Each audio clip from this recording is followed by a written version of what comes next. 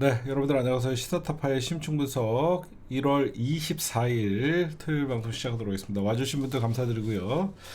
먼저 우리 이해찬 대표님이 굉장히 유독하시대요. 그래서 지금 베트남에서 지금 베트남 그 국무총리실과 병원에서도 직접 이해찬 대표님의 어떤 그 병세를 계속 각별히 예의주시하고 있는데, 이해찬 대표님이 베트남에 왜 갔냐면요, 민주평화통일회의가 이번에 호치민에서 베트남에서 열리는 관계로 이쪽에 이해찬 대표님이 의장이잖아요, 수석 부의장. 그래서 왜 수석 부의장이냐면 민주평통 의장은 대통령이에요. 그래서 사실상 대통령이 맡게 돼 있어서 부의장이 사실상 민주평통 의장이잖아요. 그래서 이재명 대통령, 이해찬 대표님이 여기 참석을 하시려다가 원래 이전에 민주화운동 시절에 그 정기고문을 당하셨잖아요. 그래서 걸음걸이도 힘들어지시고 굉장히 건강이 악화되셨거든요. 제가 한 5년 전에 이해찬 대표님을 그 찾아뵀을 때 그때까지만 해도 굉장히 괜찮으셨거든요. 걸음걸이도 괜찮으셨는데 5년 만에 막 3년 만에 되게 안 좋아지시더라고요. 제가 여의도에서 이해찬 대표님 찾아갖고 그때 만나뵀는데 그때는 되게 괜찮았거든요. 아니 그렇게 고령도 아니에요. 70, 그러니까 50, 이해찬 대표님이 52년생인가 53년생 정도 돼요. 근데 지금 어제보다는, 여러분들 제가 들리는 소리는 어제보다는 호흡과 혈색이 좋아지셨는데 아직까지 의식이 없대요. 아직까지 의식은 없는데 어제보다는 호흡과 혈색이 좋아졌다라고 하고, 베트남 당국도 특별히 보고 계시는데 이재명 대통령께서 조정식 우리 의원님을 특보를 급파했어요. 그래갖고 지금 보고 있고, 이해찬계 의원님들이 전부 베트남으로 날아가고 있습니다. 대표적인 이해찬계는 김태년, 이해식, 이재정, 최민희, 김현, 이런 분들이 지금 베트남에 가 있다고 하니까 꼭 깨어나셔갖고 다시 민주당의 어른 역할을 좀 제대로 좀 해줬으면 좋겠습니다. 건강하셔야 되는데. 민주당의 어른이 이렇게 아픈데 연병들하고 앉아 있어요 지금.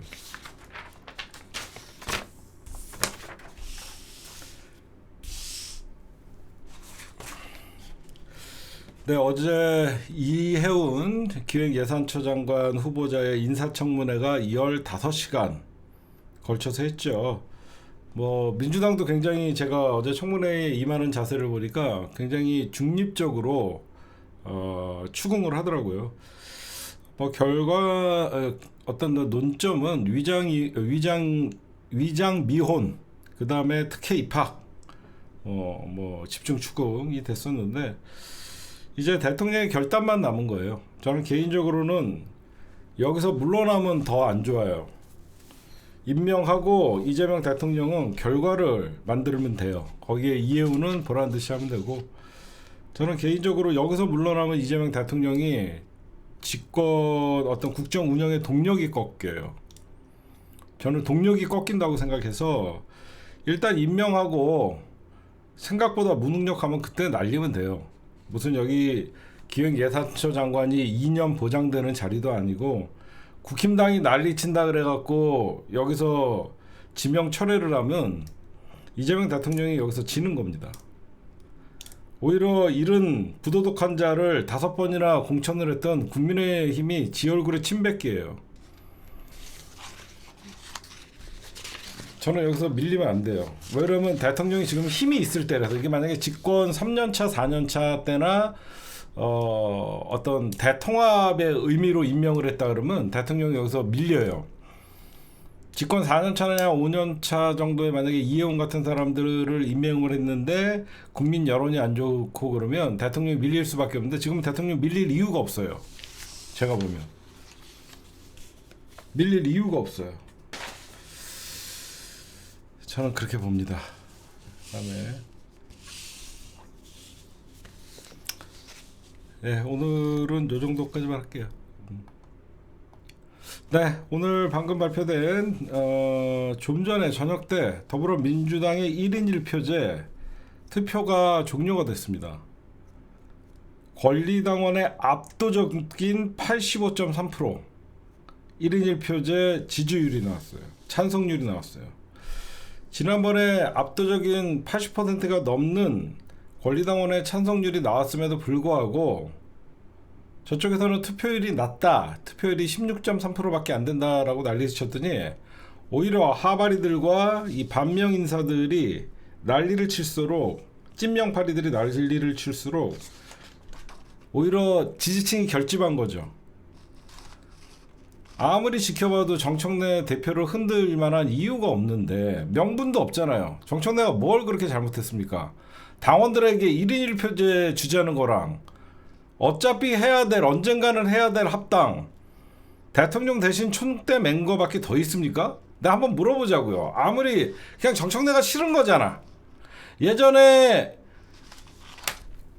문파 똥파리 새끼들이 이재명 대통령한테 했던 짓이랑 똑같은 거 아니야? 그냥 이재명이 싫으니까 뭐든지 사사건건 반대했었잖아. 똑같잖아요. 도대체 정청래가 뭘 잘못했냐고. 나 하나 물어봅시다. 1인 당원들에게 1인 1표제 줘서 당원 주권주의 실현하자는 거랑, 지금 그거 첫 번째죠. 저것들이 반대하는 거. 두 번째, 조국혁신당과 합당을 사전에 상의하지 않고 던졌다? 말 같은 말장난하지, 말 같지도 않은 말장난하지 말라고 하세요. 이게 무슨 말이냐면, 여러분들 이게 본론이 없어지고, 응?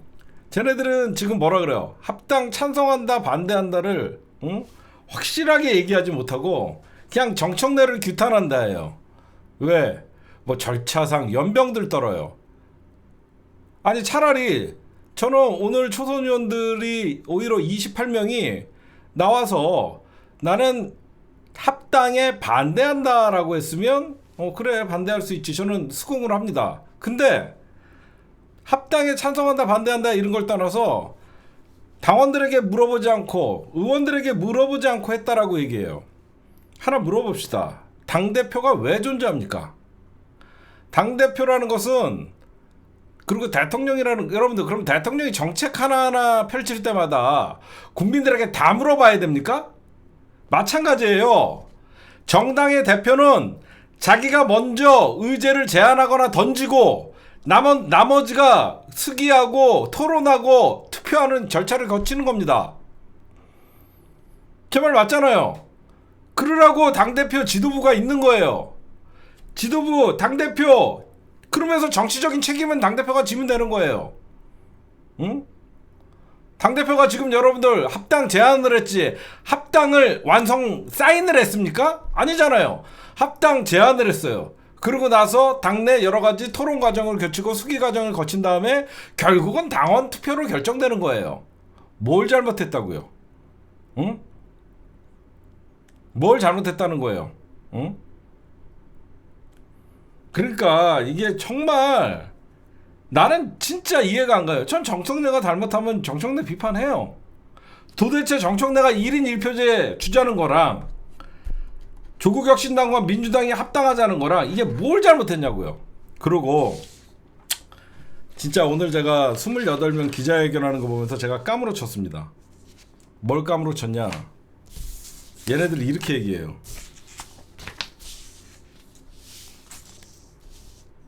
최고위원 3명이랑 28명이 청와대 확인 결과 정 대표와 이재명 대통령과 사전 협의를 하지 않았다고 한다. 이게 미친 거죠. 그럼 대통령이 정 대표랑 내가 사전에 합의해갖고 조국혁신당이랑 합당하라 그랬다라고 대통령이 얘기합니까? 당무 개입으로 대통령 깜빵 보내려고 하는 거예요. 미친 것들이. 정신 나간 거예요. 정신 나간 거야. 청와대에서 대통령이랑 정청래 대표랑 사전에 합의했습니까? 그럼 청와대가 안 했다 그러지. 그걸 했다라고 얘기합니까? 정신 나간 것들이에요. 정신 나간 것들. 그러니까 어제 뭐라고 얘기합니까? 홍익표 정무수석이 사전에 통보받았다. 우리는 당에 어떻게 하는지 지켜보겠다. 요까지만 하는 거죠. 그쵸? 사전에 통보는 받았다까지 얘기하고 그런데 구체적인 거는 지켜보겠다. 이러면 당무 개입이 아니에요. 근데 얘네들 진짜 정신 나갔죠? 찐명파리 하는 것들이 가갖고 대통령이랑 정청래 대표랑 사전에 합의했나 안 했나 물어봤던데 사전 협의 없었다고 합니다. 사전 협의했었다라고 하는 순간 국민의힘에서 바로 공수처에 고발 들어갑니다. 응? 정신 나간 거죠. 응? 청와대에서 정 대표랑 사전 합의하고 대통령이 지시했다 그렇게 얘기해요?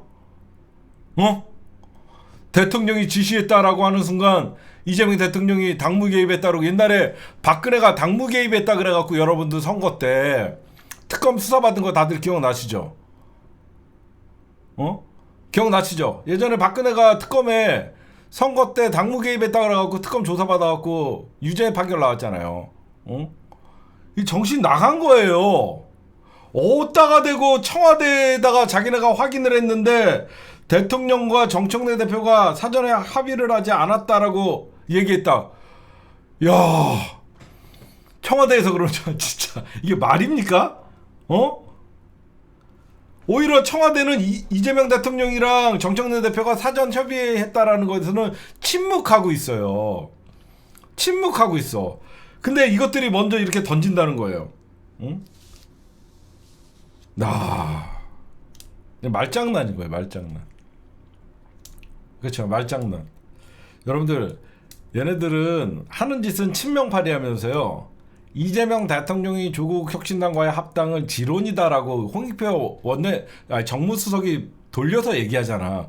오래전부터 이재명 대통령의 의중이다라고 얘기를 했잖아. 그러면 알아들어야 되는데 이것들은 친명파리 하면서 대통령의 합당 의견을 반대해요. 이게 무슨 말이냐면 여러분들 지금이 대통령을 들여받을 시간이에요. 제 말은 만약에 이재명 대통령이 지금이 집권 4년 차다 이 정도나 됐으면 정청래 대표가 합당을 사전에 상의하지 않고 했다. 어떻게 보면 그러니까 정청래가 만약에 차기 대선 후보면 이런 일을 할 수 있어요. 정청래가 차기 대선 후보입니까? 응? 정청래는 차기 대선 후보도 아니에요. 지금은 가장 대한민국에서 권력에서 힘이 가장 센 게 이재명 대통령입니다. 정청래 대표가 머리에 총 맞은 것도 아니고 대통령 뜻에 어긋나는 합당을 발표할 리가 있습니까? 이거는 정치를 조금만 알아도 정청래가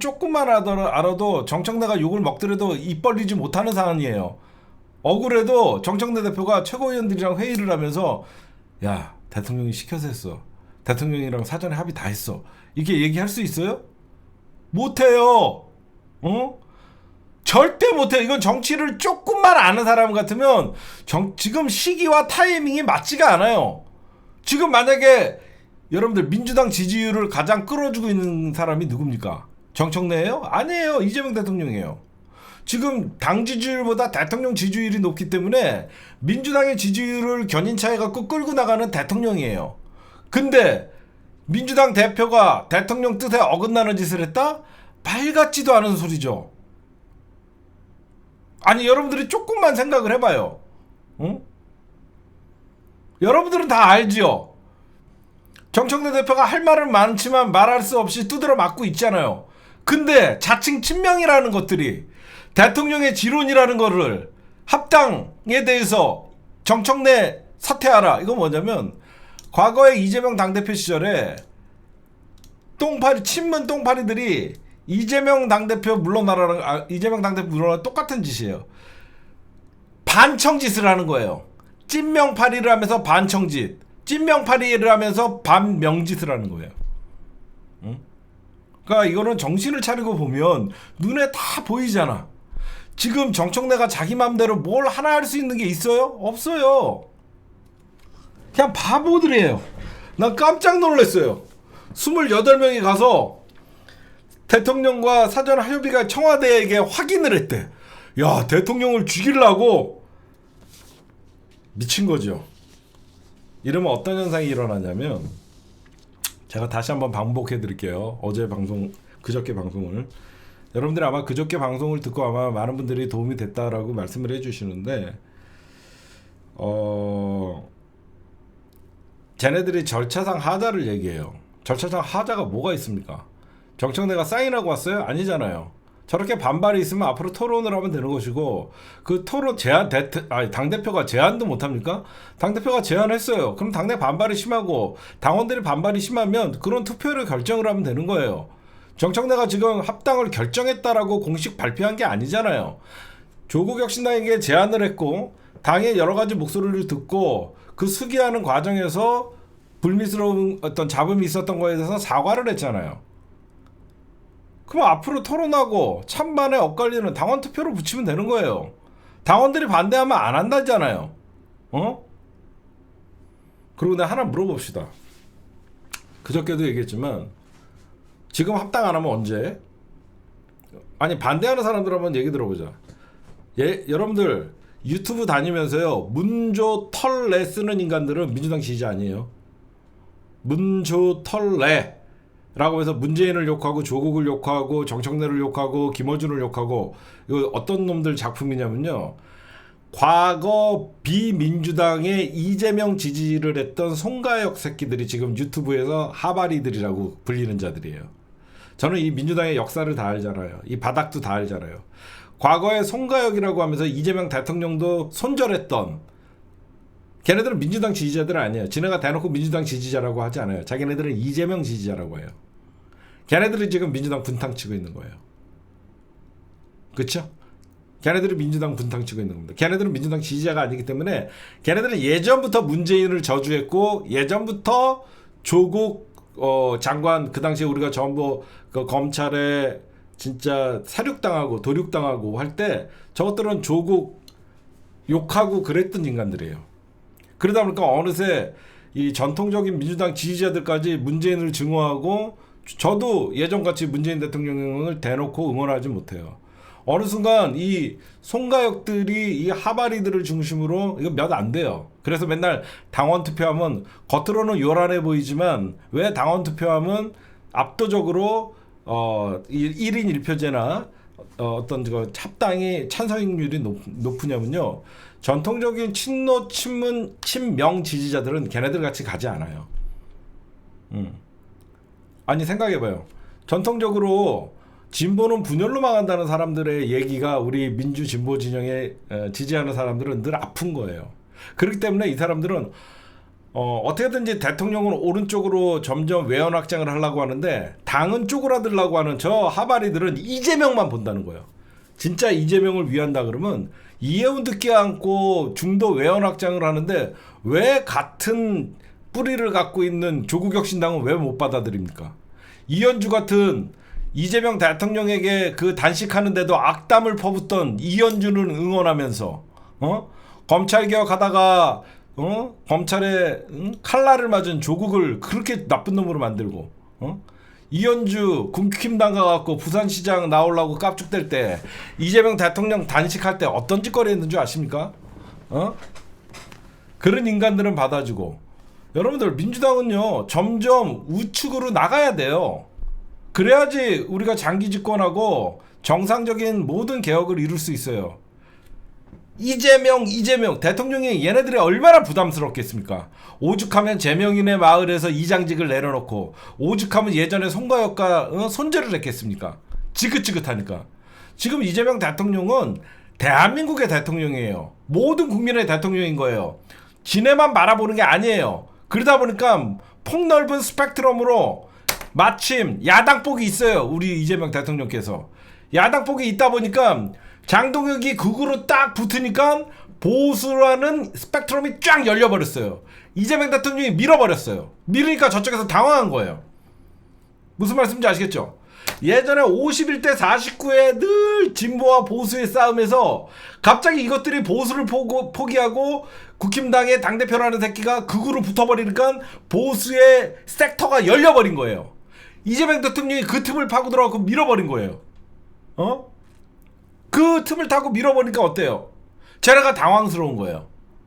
쟤네들은 점점점 안에 있는 사람도 내치려고 하는데 점점 이재명 대통령은 중도에 가까운 사람들을 영입을 하고 민주당은 외연 확장을 통해서 점점 그러니까 저쪽은 뺄셈 정치를 하는 것이고 이쪽은 점점 덧셈 정치를 하는 거잖아요. 여러분들 왜 제가 조국혁신당과 민주당이 언젠가는 합당해야 될 거라는 건 사람들이 언젠가는 합당해야 될 거라는 건 다들 생각을 해요. 응? 뿌리가 같으니까. 응? 근데 왜 지금 왜 그러면 지금이냐? 여러분 생각해 보십시오. 지방선거를 앞두고 합당을 하게 되면요. 조국만 챙기면 돼요. 내 말 알아들어요? 진짜 여러분들이 제 심층분석을 봐야 되는 게 지방선거를 앞두고 조국혁신당과 합당을 하고 지방선거를 앞두고 지금 조국혁신당이 가장 수세에 몰려있을 때 합당을 하면요. 조국 한 사람만 챙겨주면 돼요. 근데 지금 합당을 안 하고 2028년도 총선을 앞두고 또 그 당시에 합당을 하려면 엄청난 민주당이 피를 흘려요. 어떤 피를 흘리냐? 저것들이 총선에서 수도권에 조국혁신당이 이번에는 후보를 내겠다. 수도권은 여러분들 1% 2% 싸움이에요. 수도권에서 조국혁신당이 후보를 내는 순간 개싸움 되는 거예요. 민주당이 진짜 많은 것들을 양보할 수밖에 없고 12명의 비례대표 후보들의 공천 그때 만약에 통합을 하면 현재 조국혁신당의 12명의 비례대표 후보들의 공천을 줘야 돼요. 그쵸?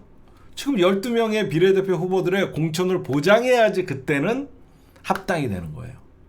지금 합당은 어떻게 되냐? 아직 국회의원들 임기가 많이 남아서 자연스럽게 흡수 통합을 하게 되면 조국 대표 정도야 어떻게 이용하면 돼요? 재보선 지역 아무나 한 군데 주면 되는 거예요. 제 지략은 그거예요. 조국 대표야 재보선 지역 국회의원 하나 출마하라 그러고 합당을 해서 조국을 부산시장 선거에 지원 유세를 가게끔 하면 전재수 장관이 유리한 거예요. 지방선거에서 여러분들 민주당이 조국혁신당을 흡수한 다음에 줄 게 뭐가 있어요 지금. 그냥 조국 대표 재보선 정도 하나만 주면 그냥 입 다무는 거예요. 그렇잖아요. 총선 앞두고 어떻게 돼요? 12명 비례대표 자기 지역구 달라고 난리 칠 거예요. 왜? 급한 건 민주당이니까. 그때는 2028년이면 이재명 대통령의 집권 4년 차에 들어가는 것이고 민주당이 이제 점점점 몸 관리해야 돼요. 과반 의석을 안 얻으면 안 되니까 조국혁신당이 맘만 먹으면 얼마든지 깽판을 쳐요. 그러면 지지자들 사이에 갭싸움 벌어져요. 제 말 맞죠? 만약에 총선 때도 합당을 못하면 어떻게 되죠? 대선으로 가는 거예요. 대선 가면 어떻게 돼요? 대선에 합당하다 그러면 거의 더 많은 지분을 줘야 돼요. 그러니까 여러분들이 보시면 저 반명 입으로는 찐명 발휘하는 이현주, 강득구, 황명선이나 이 초선 28적들 이것들 진짜 정치 감각도 없어요. 왜 그러냐?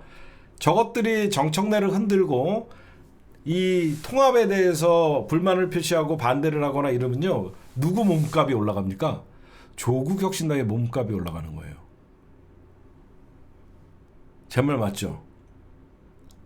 조국혁신당의 몸값을 키워주는 게 지금 초선 28적들과 이현주와 강득구와 황명선이에요. 그렇잖아. 조국혁신당은 합당할 마음이 있었는데 민주당 뭐로 니네 당 정리부터 하고 와. 아 우리 당 정리됐어. 합당의 당원들이 찬성했어. 아니야 우리는 조금 생각해볼래. 그럼 어떻게 돼? 민주당 지도부가 곤란하게 되는 거예요. 저것들은 아무 생각이 없어요. 여러분들 제 말이 정치 분석으로 이게 틀립니까?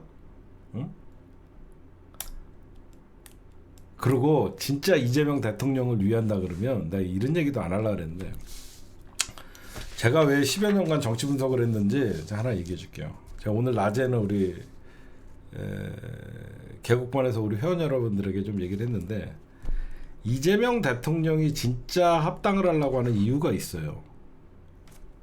잘 들어보세요. 이재명 대통령이 합당을 하려는 이유가 있는 거예요. 첫째, 지방선거에 아무래도 유리해지죠. 지방선거에 유리해지고 일단 밖에서 동지가 쏘는 총이 더 아프죠. 그러니까 조국혁신당은 말이 야당이지 사실상 집권 여당의 야당 같은 느낌이죠.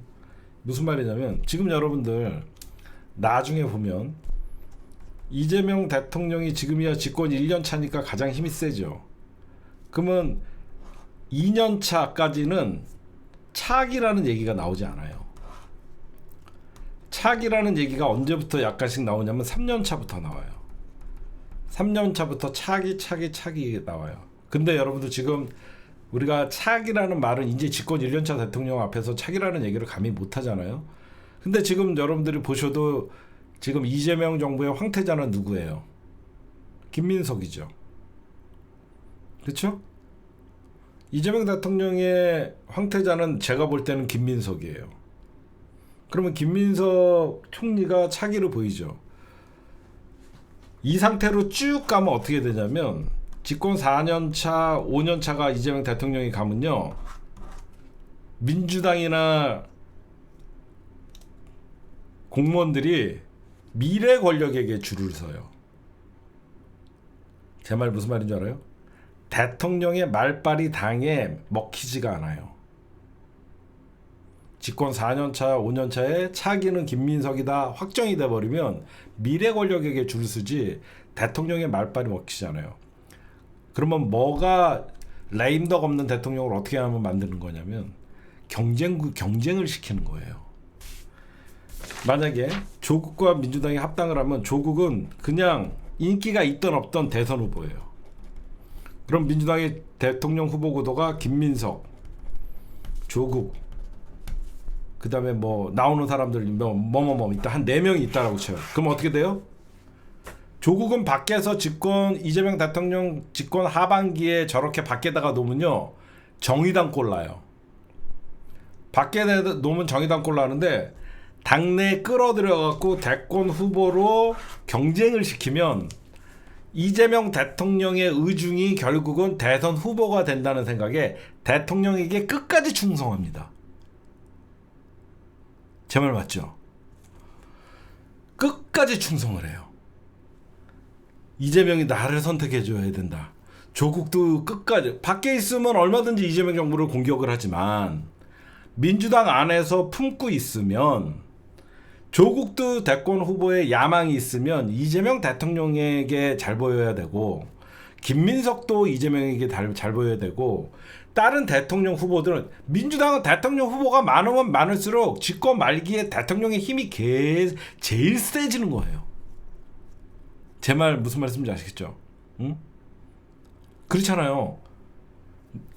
이재명 대통령이 집권 4년차, 5년차가 된다라고 대통령 지지율이 윤석열 같이 5%, 박근혜 같이 5%, 10% 안 나와요. 다 끝까지 이재명 대통령의 지지율은 40%, 50%를 유지할 거라고요. 아무리 안 나가도. 그럼 어떻게 해요? 이재명 대통령의 그 40%, 50% 지지율과 이재명 대통령의 지지가 결국은 차기 대통령 후보를 가늠하게 만들어줘야 되는 거예요. 미리 민주당의 차기 후보는 김민석 예를 들어서 정해져 버리면요. 집권 4년차, 5년차 되면 힘없는 대통령이 돼요. 정치가 그런 거예요. 제 말 맞죠? 그래서 쟤네들이 자꾸 언론에서 만들어내는 정청래를 반명이라고 하는 말 자체가 여러분들 말이 안 되죠. 지금 대통령의 힘이 가장 센데 정청래가 돌지 않은 이상 반명 짓을 해서 자기가 얻을 수 있는 정치적 이익이 있습니까? 없죠. 여러분들 정치인들은요 어떤 행위에 있어서 다 이유가 있는 거예요. 정청래가 지금 조국혁신당과 합당을 해서 얻을 수 있는 이익이 이재명 대통령이 큽니까? 정청래가 큽니까? 상식적으로 정청래는 조국을 끌어들이는 순간 차기 당대표 정청래도 대권에 욕심 있으면 모든 게 조국은 자기의 라이벌이에요. 그렇지 않아요? 조국혁신당과 합당을 해서 조국이 민주당에 들어오는 순간 정청래는 차기 대권 후보, 전당대회 모든 게 경쟁자가 한 명 늘어나는 거예요. 여기서 조국혁신당과 합당에 가장 이득을 보는 거는 이재명 대통령이에요. 사람들이 이렇게 얘기해요. 정청래가 차기 당대표 선거를 위해서 조국혁신당에 우리랑 합당을 하려고 그런다. 여러분들, 조국혁신당의 지지자들이 정청래를 좋아할지 정청래를 싫어할지 어떻게 합니까? 이게 말이나 되는 수냐고요. 이 앞뒤가 안 맞잖아요. 오히려 정청래는 사실상 조국혁신당이랑 합당을 하게 되면요, 오히려 제가 보면 불리해요. 결국은 저 손가역 중심으로 찐명파리 하는 애들은 표가 중심이 될 테지만 정청래와 조국은 표를 갈라먹어요. 제 말 맞죠? 정청래 조국은 표를 갈라먹을 수 있어요. 오히려. 그렇기 때문에 이게 오히려 안 되는 거예요. 그러니까 여러분들이 상식적으로 생각해보세요. 합당되면 누가 좋은 거냐? 민주당이 지방선거를 앞두고 조국혁신당에서 여러분들이 보면 이게 28명이에요? 조국혁신당의 조국 대표가 부산에서 인기가 있어요. 지금 이재명 대통령이 여러분들 어디에다 승부수 띄었어요? 부산. 그쵸? 이재명 대통령이 지금 부산에 승부수 띄었잖아요. 그래서 해양수산부 그쪽으로 옮기고 부산 출신의 전재수 장관을 뽑고, 전재수 장관이 통일교 문제로 낙마하니까 뭐라 그랬어요? 또 부산 출신 뽑을 거다. 그렇잖아요. 제가 좀 한 발짝 나아가 볼까요? 이거 맞히면 아마 여러분들이 제 심층 분석에 깜짝 놀랄 겁니다. 이재명 대통령이 조국혁신당과 합당하자는 이유는 해수부 장관을 조국을 시키려고 하는 것 같아요. 느낌에. 그치? 조국은 여러분들이 보시면 조국은 저게 없어요. 배지가 없어. 조국은 이미 인사청문회 때 다 털려갖고 죗값을 치렀어. 생각해봐. 조국은 죗값을 다 치러갖고 더 이상 인사청문회에 털릴 게 없어. 그래서 제가 보면 부산 출신을 해수부 장관을 시킨다 그랬잖아. 그거를 제가 생각해보면 이재명 대통령이 부산 출신을 해수부 장관을 시킨다 그랬고 아직 해수부 장관에 임명을 안 하잖아. 그렇지 않아요? 합당엔 뭔가를 줘야 돼. 굳이 뭐 딴 거 필요 없어. 부산 출신의 조국을 해수부 장관 하면 인기가 있고 부산을 탈환하는데 도움이 되잖아. 내 전략 어때? 그래서 이재명 대통령의 지략이다, 지론이다. 그리고 제가 취재해보면요, 이거 얘기하면 될지 안 될지 모르겠지만 저것들이 계속 이러잖아요. 이재명 대통령과 정청래 대표가 만난 적이 없다, 따로 독대한 적이 없다. 천만의 말씀. 최근에 여러분들 잘 보세요. 이재명 대통령이랑 여야 지도부에 갖고 만났었죠. 최근에 정청래 대표랑 이재명 대통령이랑 3번인가를 만나요. 3번인가를 만나요. 이때 얘기가 나온 거예요. 그러면 깔끔하게 정리가 돼요. 조국혁신당과 합당을 해서, 왜 그러냐면 이재명 대통령 입장에서 여러분들 잘 보세요. 이재명 대통령은 대통령이에요. 지난 대선 때 조국혁신당이 고맙습니까? 안 고맙습니까? 솔직히. 그래도 12명의 국회의원이 있는 공당인데 남의 당 사람들이 자기 이재명이라는 잠바를 입고 선거운동을 해갖고 대통령이 됐어요. 이재명 대통령 입장에서는 조국당이 밉지가 않죠. 심상정이나 이런 심술보나 이렇게 해갖고 80만 표를 가져가고 0.73 지는 게 아니라 진짜 박은정 의원이나 그 민주당의 이혜민, 박은정 이런 의원들 얼마나 여러분들이 열심히 했습니까? 그러면 어떻게 보면 그 선거 대가로 어떻게 보면 조국 대표는 사면이 됐다라고 해도 과언이 아니죠. 빚을 졌으니까 빚을 갚은 거예요. 근데 지금은 어때요? 지금 이재명 대통령은 이번 지방선거가 1년 만에 치러지는 중간평가의 성격이란 말이에요. 이 선거를 반드시 이겨야지 앞으로 개혁의 동력이 살아있고 나머지 개혁할 수 있는 기간은 1년 반이에요. 그럼 어떻게 해요? 계속 뭐라 그래야 돼? 계속 같은 형제가 집에 같이 살았으면 좋겠는데 우리 집은 너무 잘 살아. 우리 집은 잘 사는데 같은 핏줄인데 쟤는 밖에 나가서 개고생을 해. 그럼 어떻게 생각해? 너 빨리 들어와라. 이게 되는 거예요. 들어와 갖고 얘 재능도 있고 참 왜 그러면 이재명 대통령 입장에서는 뭐냐면 이재명 대통령은 대통령이 딱 되는 순간 당대표 시절에 자기를 강하게 지켜줬던 찐명 정치 세력들이 가장 부담스러운 거예요. 왜? 지금은 모두가 친명인데 유독 자기네가 이재명을 만들었다라고 주장하는 더민주 전국혁신회의 같은 애들이 요구사항이 많을 거 아닙니까? 가장 부담스러운 거예요. 오히려 자연스럽게 친노, 친문, 친명 이어지는 전통적인 민주당 지지자들이나 전통적인 정치인들은 오히려 원리 원칙대로 경선에 참여하고 뭐 이렇게 하면 원래 정치에 기반이 있던 사람들이니까. 근데 여러분들 찐명파리하는 더민주 전국혁신이나 지금 초선 28척들 얘네들이 왜 부담스러울 것 같아요? 얘네들은 앞으로도 공천을 보장해줘야 되고 뭔가를 달라고 합니다. 저는 오늘 여러분들 이런 생각을 해요. 과연 28명이 아무리 정무 감각이 없어도 청와대에다가 이재명 대통령이 정청래 대표와 사전에 협의를 했었냐? 이거를 물어본다는 거는요. 고의성이 있다라고 생각해요. 고의적이라고 생각해요. 그게 무슨 말이냐면 얘네들도 알죠. 청와대가 대답 못하는 거.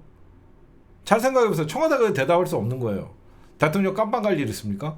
청와대 대답 못해요. 그걸 일부러 물어봤다는 건 뭐죠? 지금 초선 28적들이나 지금 강덕구나 이현주나 황명선이요. 이거 대통령 뜻이라는 거 쟤네 다 알아요. 근데 왜 저지랄 떨까요? 대통령에게 항의하는 거예요. 왜 우리가 당신을 대통령 만드는데 가장 힘을 썼는데 왜 중요한 사안에 대해서는 우리에게 알려주지 않냐? 왜 비서실장이나 중요한 청와대의 자리는 왜 우리 더민주 전국혁신회의나 이런 사람들 쓰지 않고 왜 비명계였던 강훈식을 비서실장 앉히고 이 항의예요. 생각해봐요. 모를 리가 있습니까? 정치인들이? 이거 청와대에서 대답 못한다는 거 알지요? 여러분들이나 나나 청와대에서 사전에 정청래 의원과 합의를 했고 이재명 대통령께서는 언제까지 합당까지 하라고 지시하셨습니다. 이렇게 얘기해요? 그러면 내일 당장 공수처에 고발돼 갖고 이재명 대통령 청와대 압수수색 당해요. 그렇잖아. 청와대 압수수색 당해요. 청와대가 대답 못할 거 알면서 물어본 거죠. 여러분들 잘 생각해봐요. 청와대가 대답 못할 거 알면서 대답을 얘기하면서 지금 겉으로는 정청래한테 항의하는 것 같지만 사실 이 중요한 문제를 왜 우리랑은 상의를 안 하냐? 얘네들은 불만 이거예요. 친명 최대 개파인 더민주 전국혁신회의에게는 그 어떤 것도 상의 안 하고 왜 비명계들이라고 우리랑 결이 다른 이런 사람들에게는 다 미리 알려주고 우리는 몰랐고 얘네들 그게 불만인 거예요 지금. 제 말 일리 있죠? 근데 내가 보면 그거밖에 없어. 얘네들은 여러분들 아무리 초선이라 그래도 여기에는 율사들이 있고 법적으로 얼마나인지 이건태 같은 애들은 다 검사 출신이에요. 얘네들이 법리적으로 이거 물어보면 안 된다라는 거 모를까요? 알면서도 물어본 거예요. 청와대 곤란하게 하는 거잖아. 청와대 곤란하게 하는 거잖아. 그럼 청와대가 대답 못할 거 뻔히 아니까 봐라 정청래 청와대가 협의 안 했대잖아. 근데 청와대는 했다 안 했다 자체를 얘기 안 해요. 그냥 자기네들이 누구를 통해서 알아봤다고 얘기하지도 않아요. 자기네들이 알아봤더니, 근데 청와대는 yes or no를 안 해요. 응? 여러분들이 상식적으로 생각해 보세요. 더민주 초선 28명이 청와대에 이걸 물어봐야 되나 안 물어봐야 되나, 이 자체가 이재명 대통령에 대한 항의예요. 왜 우리 안 챙겨줘? 왜 우리는 안 알려줘? 왜 우리가 당신을 대통령 만들었는데 왜 우리를 소홀히 해? 이거죠. 여러분들, 제가 뭐 억지를 부리면서 지금 여러분들에게 분석을 해드리는 게 아니에요. 국회의원들이 모를 리가 없잖아. 청와대가 대답 못할 거. 일부러 물어본 거죠. 그냥 정청래가 싫으니까. 그러면 정청래가 왜 싫으냐? 똑같은 겁니다. 예전이랑.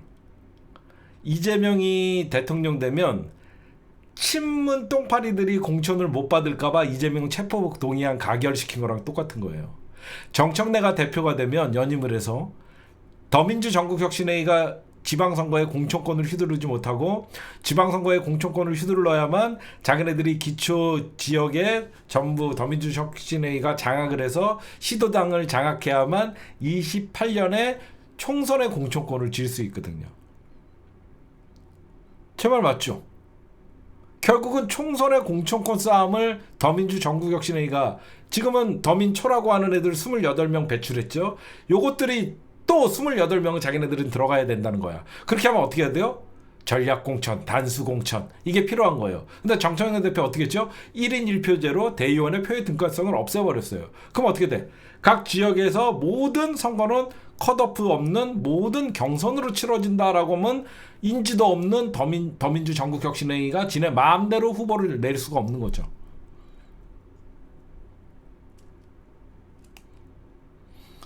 제가 억지 부리는 게 아니에요. 상식적으로 생각해봐요. 제가 이 바닥에 1, 2년 있습니까? 저도 여러분들 정당 만드는데 참여를 해봤고 어떻게 공천이 이루어지는지 옆에서 본 사람이에요. 그리고 여러분들 알다시피 문재인 대통령뿐만 아니라 문재인 대통령 지금 뭐 청와대에 있는 사람들 저와 예전에 다 동지들이었잖아요. 저야 원외에 있었지만 여러분들 알다시피 이재명 대통령을 저랑 10여 년을 알고 있잖아요. 정치는 지네가 생각할 때의 당대표 이재명이 아니에요. 이재명 대통령은 어떻게 해서든지, 여러분 생각해보세요. 이재명 대통령께서 계속 조국혁신당을 밖에다가 두면 어떻게 될 것 같아요? 조국혁신당을 계속 밖에다가 놓게 되면요, 무슨 일이 벌어지는지 아세요? 친문 똥파리들이 조국혁신당으로 모여요. 여기까지는 알아야지. 정치 분석을 하려고 그러면 유튜브에 나와갖고 신인규, 장성철, 진짜 니들 좀 알기나 하고 떠들어라. 그 근본이 어디 가냐? 국힘당 출신들. 잘 생각해봐요. 조국혁신당이 오랫동안 있고 민주당과의 갈등의 골이 깊으면요, 이낙연 애들이 그쪽으로 모여들어요. 그러면 어떻게 되냐? 호남 선거도 영향이 있는 거예요. 대선도 영향이 가는 거예요. 제 말 맞죠? 계속 조국혁신당이라는 정당, 민주당과 뿌리를 같이 하는 조국혁신당은 누가 뭐래도 문재인 대통령과 함께했던 사람들이 거기 많은 거 사실이에요. 그러다 보면 민주당에는 이낙연 계열이나 이런 애들이 얼씬을 못하더라도 조국혁신당도 나중에 민주당과 골이 깊어져 갖고 죽기 아니면 살기로 싸우게 되면 호남의 이낙연이나 이쪽 친문 세력들과 손을 잡으면요, 지금이야 아무 힘이 없는 것 같지만 대선에서는 떨어뜨릴 수 있는 힘이 생기는 거예요. 제 말 맞죠? 지네가 대통령이 될 수는 없어도 호남의 표를 갈라치기를 해버리면요, 민주당은 모든 대선에 다 집니다. 호남의 표를 갈라치기를 해버리면 민주당은 무조건 대선에 다 져요. 그러니까 여러분들이 이런 게 있는 거예요. 제 말을 들으면 왜 합당을 지금 아니면 안 되는지 이제 아시겠죠. 지금 합당을 하면 간단하게 조국 장관, 그냥 조국이랑 흡수죠. 이거 사실 말이 합당이지 조국혁신당에 자존심이 있는 거 아니에요? 조국혁신당 합당을 해갖고 지금은 아직 임기가 국회의원들 12명이 임기가 아직 많이 남아있기 때문에 조국혁신당의 조국 대표가 재보선 한 군데 나가든가. 왜 그러면 당 대표가 배지도 없는 게 말이 안 되잖아. 그럼 재보선에 민주당이 한 군데 재보선 열어주든가. 아니면 이재명 대통령이 전략적으로 부산을 사수하기 위해서 해수부 장관을 지명을 하고 해수부 장관 조국은 부산으로 나가도 되고, 응? 여러 가지 카드가 있는 거예요.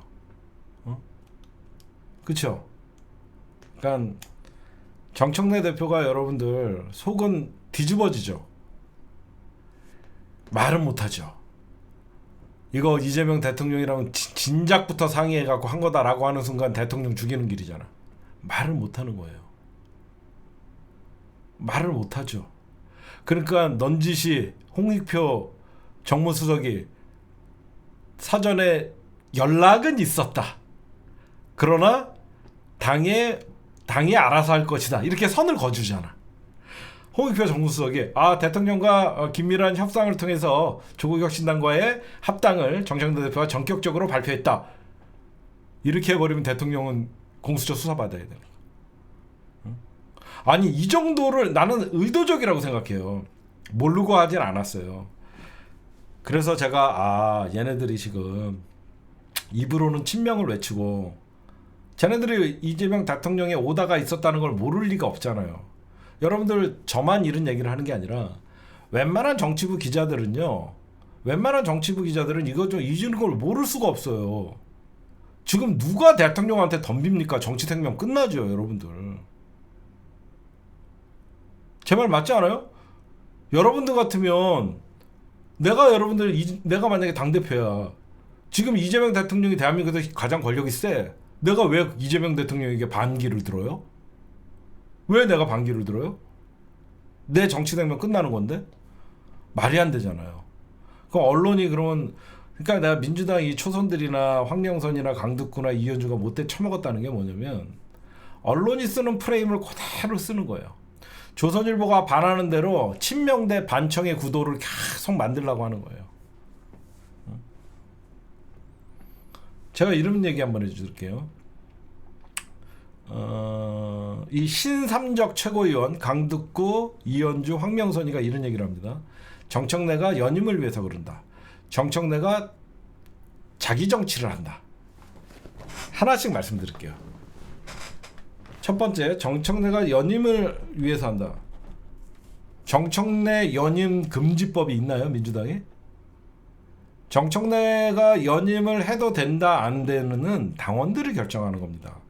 지금이야 연임에 찬성이 많을지 반대가 많을지 모르겠지만 정청래가 앞으로 남은 정청래는 여러분들 당대표 하는 게 쉽지가 않아요.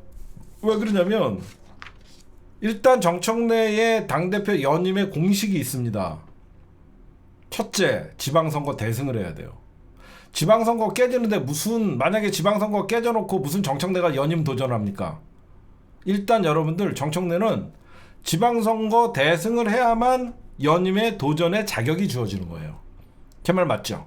두 번째, 그렇기 때문에 정청래 연임은 1인 1표제로 한다 그래갖고 그게 될 일이 아니다라는 걸 여러분들에게 말씀을 드리는 거예요. 제 말 공감하시죠, 여러분들? 정청래가 아무리 1인 1표제를 만들어갖고 쟤네들이 얘기하는 정청래가 유리할 것이다? 아니에요. 지방선거 끝나는 순간 정청래 능력 없다라고 하면서 저도 여러분들 정청래 연임 하면 안 된다고 외칠 사람이에요. 민주당은 변화가 필요하다라고 하면서 지방선거 깨져놓고 무슨 연임을 도전하라면 나부터 반대합니다. 그렇잖아. 나부터 반대해요. 그러면 정청래가 연임을 할 조건은 지방선거의 승리가 제1조건이에요. 그렇죠? 두 번째 조건은 뭐냐? 두 번째는 뭐냐? 정청래가 자기 정치를 한다. 정치인들 중에 니네 정치 안 하는 새끼 있어? 내가 한번 물어보자. 너네 자기 정치 안 하는 새끼 있어? 정치인들이 자기 정치 안 하는 새끼 있냐고. 정청래와 일반 사람들의 정청래의 자기 정치와 일반적 정치 용어의 자기 정치의 차이가 있어요. 잘 들어보세요. 정청래의 자기 정치와 일반적인 정치권의 자기 정치는 큰 차이가 있습니다. 어떤 차이가 있냐? 정청래의 자기 정치는 바보 같은 자기 정치를 해요. 정청래의 자기 정치는 자기를 위한 자기 정치를 한 적이 없어요. 제가 적어도 정청래를 10년 이상 지켜봤는데 정청래의 자기 정치는 선당 후사였어요. 그래서 제가 좋아하는 거예요. 이유는 정청래가 김종인에 맞서서 싸우다가 컷오프를 당해도 딴 사람들 같았으면 무소속으로 나가서 당선 배지 달고 들어오면 환영해 줍니다. 그런데 정청래는 탈당하지 않았어요. 사람들이 바보라고 얘기했어요. 그쵸? 정청래는 힘든 4년의 시간을 보냈어요. 그게 자기 정치예요. 무슨 말씀인지 아시겠어요? 내가 지금은 손해보는 것 같지만 그 길을 탁하는 게 정청래의 자기 정치예요. 딴 사람들은 그렇게 자기 정치를 그렇게 할까요? 안 그러죠. 김종인에게 잘 보여서 배지를 달라고 자기 정치를 하겠죠. 만약에 김종인이 컷오프를 시키면 어떻게든지 살라고 무소속으로 나가서 다시 돌아오겠죠. 정청래의 자기 정치 하죠. 왜? 정치인이 자기 정치하는 거 당연히. 정청래의 두 번째 자기 정치는 뭐냐? 바보 소리를 듣더라도 덕헌 유세단을 만들어갖고 그 지방을 돌 때 사람들은 이런 얘기를 해요. 저 인간 배알도 없냐? 지 컷오프 당했는데 남들 국회의원 당선시키려고 저렇게 유세를 하고 다니냐? 정청래의 자기 정치예요. 나는 컷오프 됐지만 그래도 동료 의원들을 위해서 응원하고 다닌다는 걸 알리고 싶은 거예요. 그게 정청래의 자기 정치예요. 제 말 무슨 말인지 아시겠습니까? 자기를 위해서 자기 정치를 하는 게 아니라 남들을 위해서 자기 정치를 하는데 결국은 그게 자기 정치예요. 돌다 돌면 정청래가 지금은 남을 위하는 정치를 하는 것 같지만 그게 나중에 자기 정치의 재산이 되는 거예요. 응? 사람들은 그 당시에는 바보라고 얘기했지만 정청래는 배알도 없어갖고 누구를 뽑아주세요 라고 하면서 전국을 돌아다니면서 덕헌 유세단을 하고 다녔죠. 정청래 자기 정치한 거예요. 나는 컷오프 당해도 나는 동료원들을 도왔다는 그 사람한테 계속 길이길이 남는 거예요. 그게 자기 정치예요. 어떤 사람들은 정치권의 일반적인 자기 정치와는 다르죠. 정치권의 일반적인 자기 정치는 자기 세력을 모으고 자기 무슨 계파를 만들고 자기의 당내 어떤 영향력을 확대시키기 위한 정치력을 펼치는 걸 자기 정치라고 하죠. 제가 여러분들에게 오늘 많은 좀 생각을 할 수 있는 정치 분석을 좀 해드렸어요. 제 말씀을 들으시면 어느 정도 판이 좀 보일 거예요. 이 판이 어떻게 돌아가는지 알아야죠. 제가 정청래 대표가 합당을 제안을 던지고 나서 저도 유튜브 뭐 한겨레 유튜브, 경향 유튜브 뭐 무슨 유튜브 다 봤는데 이 인간들 진짜 알고 떠들었으면 좋겠어요. 어떤 놈은 정청래 배 밖에 나왔다는 게 썸네일 제목이에요. 진짜 모르고 저 얘기를 할까? 정청래가 사전에 이재명 대통령과 협의 없이 이걸 했다고 인정하는 사람을 무슨 정치 분석을 합니까? 아니 이거를 모르고 했다라고 하면서 정청래를 비판하는 새끼들은 정치 분석할 자격이 없는 새끼들이에요. 아니 여러분들 생각에도 어떻게 지금 같은 시기에 이런 중대차 사안을 대통령과 사전에 교감 없이 할 수 있냐? 없어요. 응? 아주 재래식 언론에 길들여진 애들. 재래식 언론에 길들여서 보이는 것 같고 민주당의 집권 여당이라고 하면서 비판을 하면 살아있는 권력을 견제한다고 생각해요. 아니 생각해봐요. 지금 정청래는 말할 수 없어요. 아무리 공격당해도 정청래는 대통령과 이미 다 언제부터 한 거다 말할 수 없어요. 맞는 거예요 지금. 그게 정청래의 자기 정치예요. 제 말 맞죠? 정청래 속으로 억울한 게 없을까요? 최근에 이재명 대통령을 3번을 만났습니다. 3번을 만나갖고 한 번은 독대를 했어요. 지들은 모르죠. 3번 중에 한 번은 독대를 했는데 거기서 무슨 얘기가 나왔을까요? 응? 그러니까 난 좀 알고 떠들었으면 좋겠어. 난 진짜 좀 초선 28명이라는 사람들 요번에 너무 실망한 게 제가 유튜브에서 제가 유일하게 더민주 전국혁신회의라고 하는 집단 해체하라고 계속 강조하잖아요. 그 더민주 전국혁신회의에서 밀어갖고 더민초가 그 전에 더민주 전국혁신회의에 있던 애들이 올라와갖고 배지단 애들. 그러면 이번에 또 세력을 키워서 다음 23대 총선에 배지단 애들. 그러면 나중에 어떻게 되죠? 4선부터 초선까지 전부 더민주 전국혁신회의 출신이 되는 거예요. 당을 그렇게 장악하는 거예요. 그럼 어떻게 되죠? 영남의 자민련 소리 듣듯이 민주당의 더민혁이라고 하는 이 개파만 남는 거예요. 제가 편파적으로 심층 분석을 했나요 오늘? 전혀 안 그래요. 난 정말 까놓고 얘기하고 싶어요. 조국혁신당이랑 영원히 적으로 있을 거예요? 영원히 여다의 야로 있어야 돼요?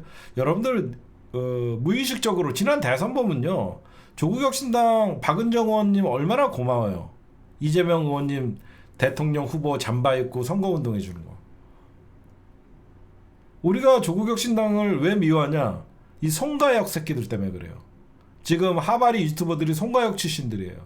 걔네들이 문조털래 그러면서 사실 친노 친문 친명의 대표적인 대통령이 이재명이 돼야 되는 거예요. 여러분들 이게 굉장히 중요한 얘기 하나 해줄게요.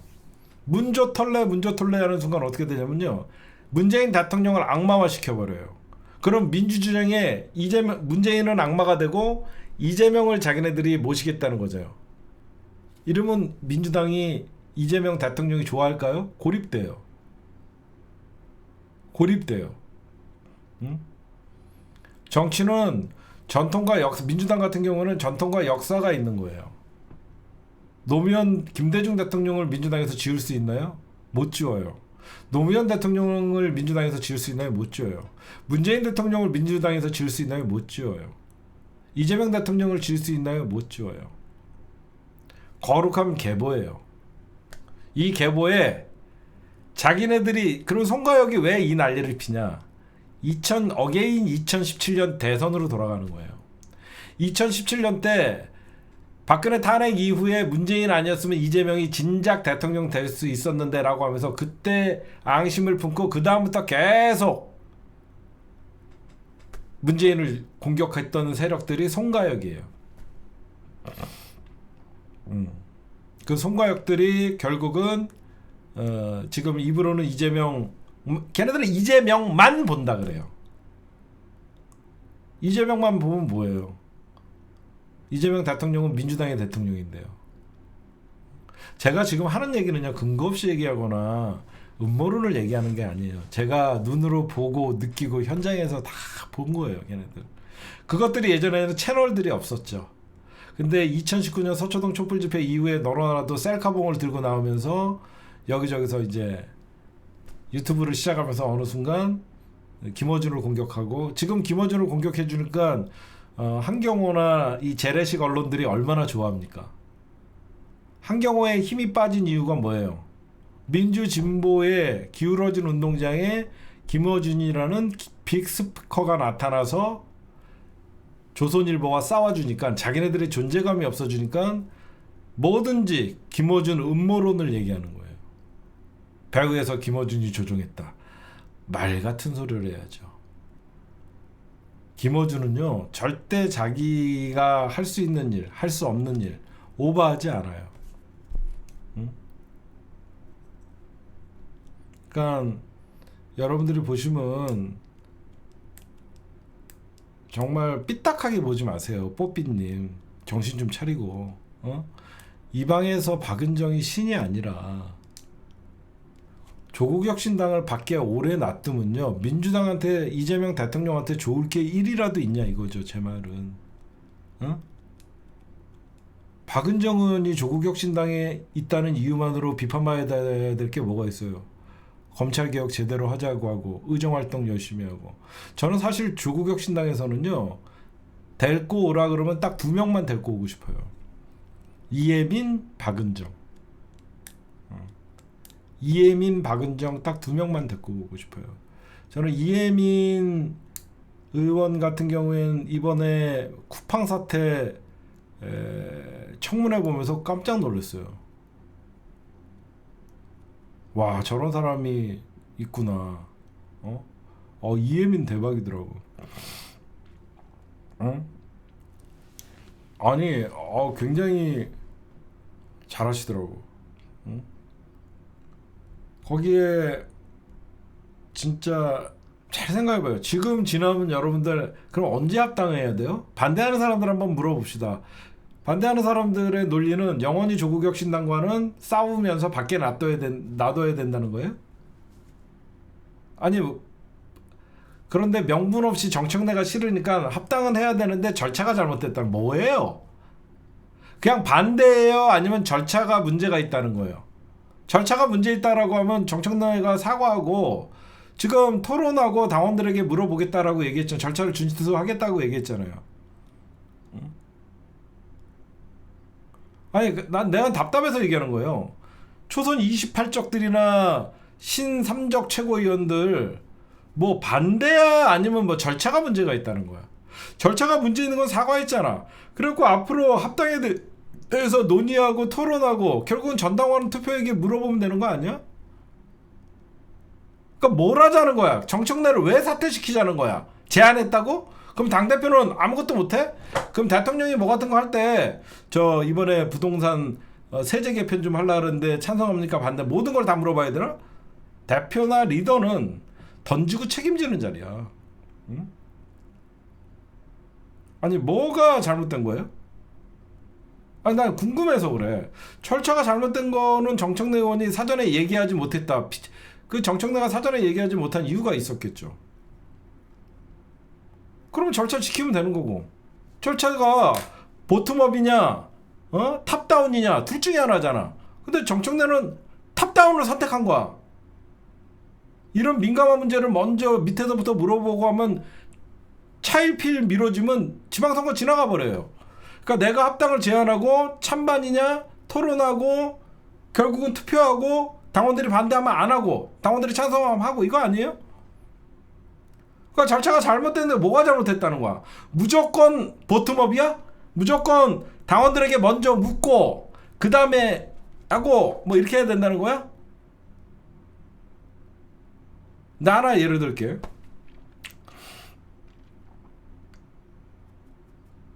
민주당이 지난 대선 때 민주당 이재명 당대표 시절에 연동형으로 갈 것이냐 병립형으로 갈 것이냐 당원들에게 물어봤어? 이재명 당대표가 그냥 연동형으로 가자라고 직권으로 결정한 거야. 왜 그땐 가만히 있었어? 그냥 정청래가 만만히 싫어서 그런 거 아니야? 여러분들 지방선거 지난 대선 전에 지난 총선 때 이재명 당대표 시절에 가장 중요했던 게 뭐냐면 연동형으로 갈 것이냐 병립형으로 갈 것이냐였어.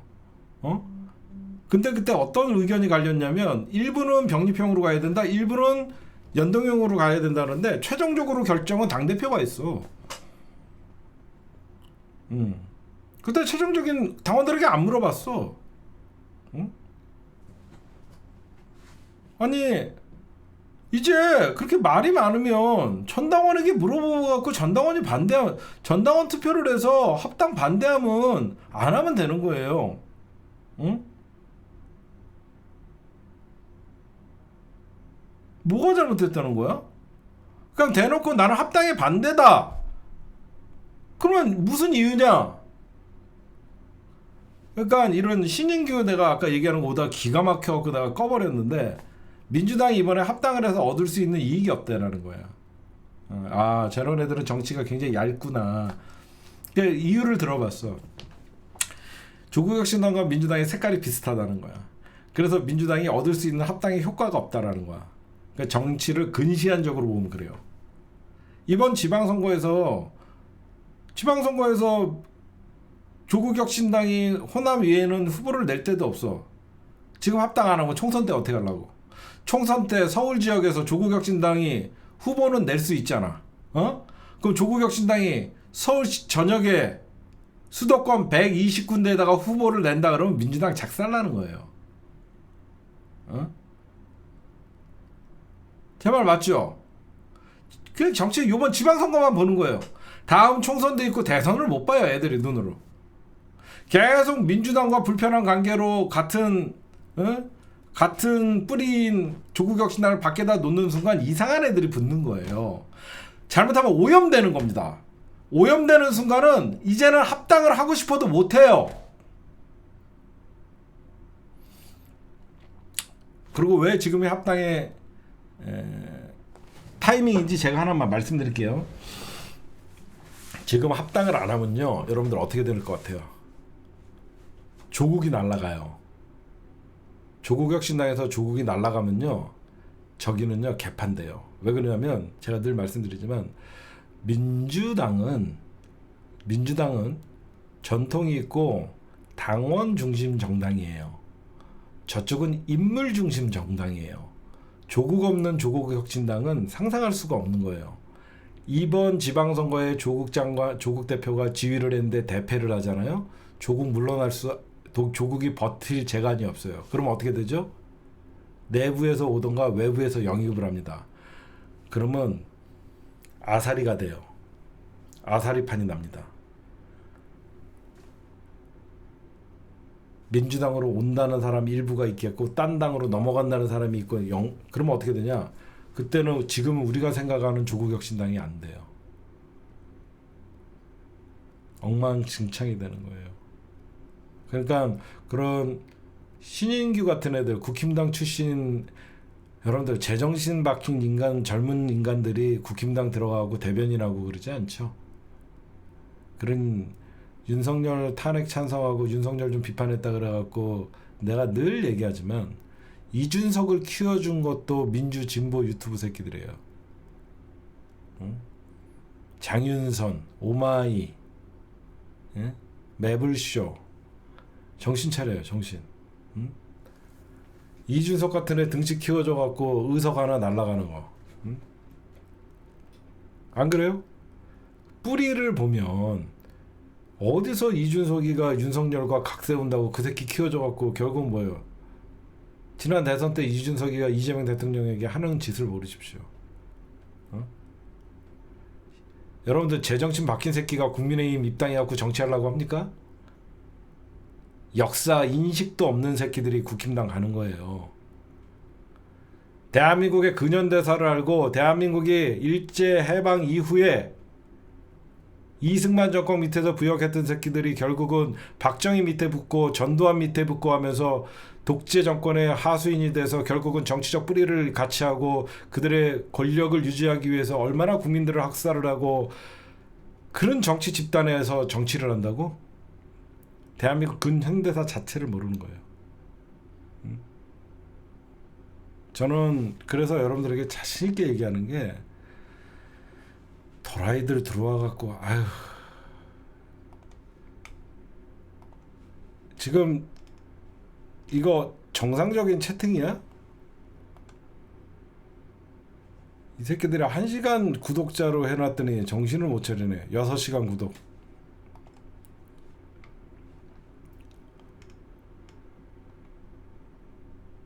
니들 채팅 더 들어오지면 10년치로 올린다.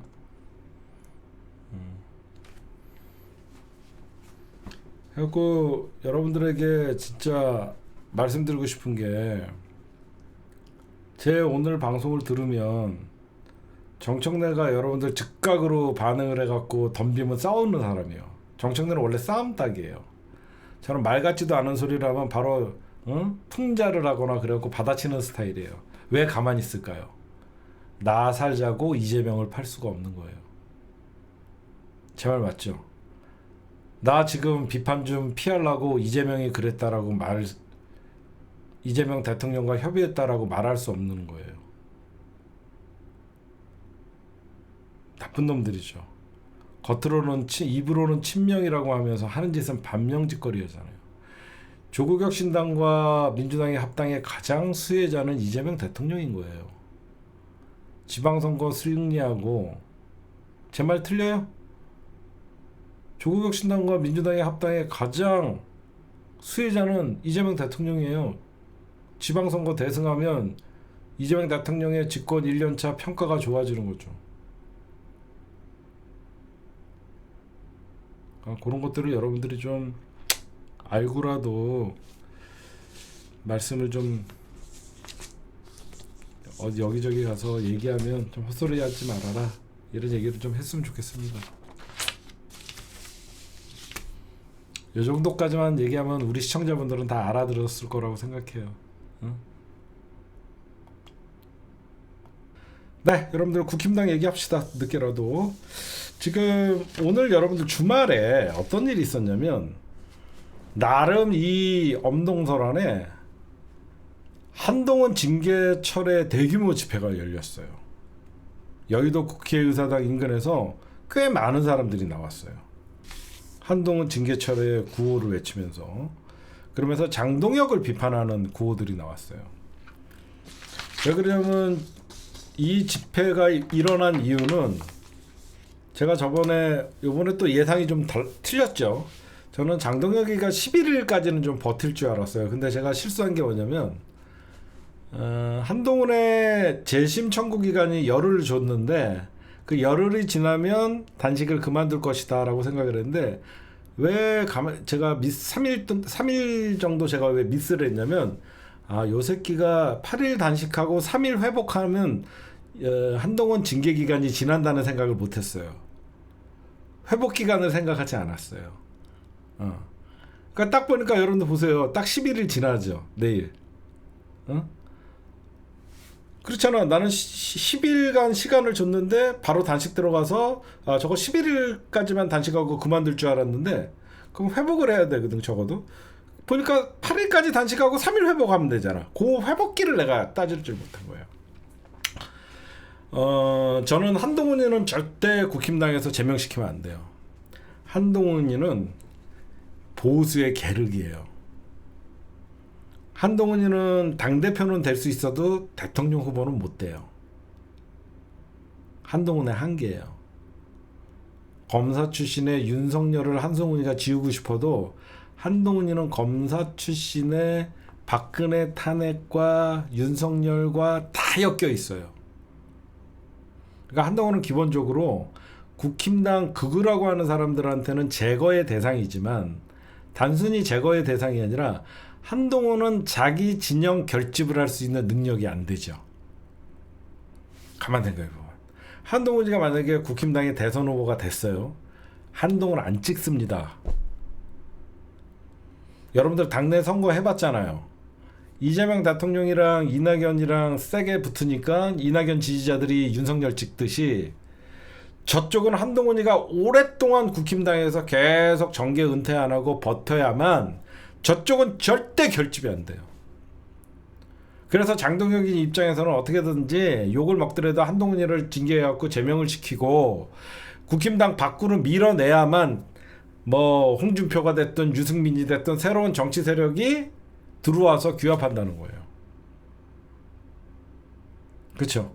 한동훈이 버티고 있는 한 여전히 한동훈 위드훈이라는 그런 카페가 존재하고, 그 한동훈을 지지하는 그룹이 있으면 한동훈을 제명시켜야 된다는 그룹이 반대의 급부가 있는 거예요.